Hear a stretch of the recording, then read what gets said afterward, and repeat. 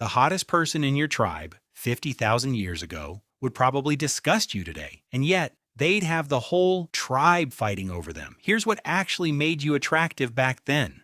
Picture opening prehistoric Tinder. No gym selfies, no motivational captions, no bios about loving travel and tacos.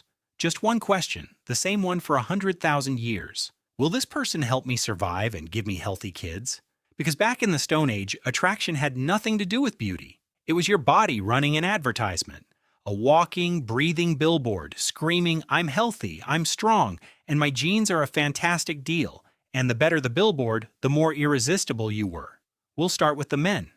But stick around till the end, because what made women attractive flips everything. Let's start simple. The first thing that made you attractive was visible health. Clean skin, thick hair, good teeth. Sounds boring today. Back then it was a flex. Clear skin, with no rashes, sores, or scabs, sent one message. I don't have parasites, I don't have disease, my immune system is winning. And thick, shiny hair? That was your medical report, walking around on top of your head. A caveman couldn't check your blood work, but he could look at your hair. So the guy with the thick mane had the whole tribe swooning, while the poor bald guy in the background was having a much quieter season. And keep watching, because the rules for women were completely different. Next up, symmetry. A face and a body that matched, left to right, told the prehistoric brain a quiet little story.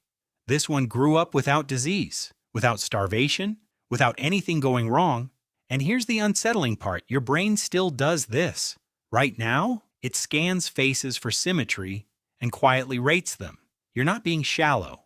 You're running 50,000-year-old software that you can't uninstall. Then there were scars. Today, we spend money to erase them, creams, lasers, cover-up. Back then, they were metals. Think about what a scar actually proved.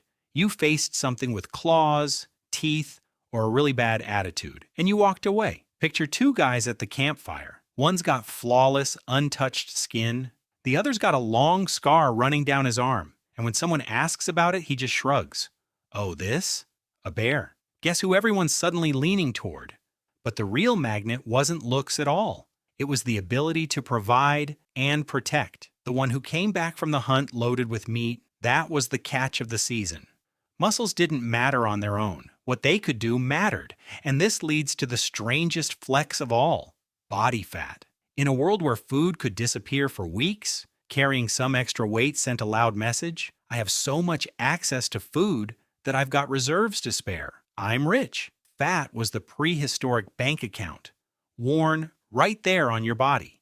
Take a shredded gym influencer, six-pack, veins, the whole thing, and drop him into 30,000 BC. To your eyes, it's no contest. To their eyes, the influencer looks like a walking famine.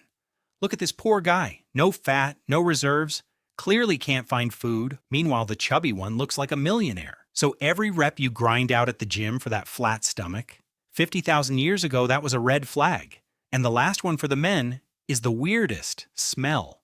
Today we scrub it off and spray perfume on top.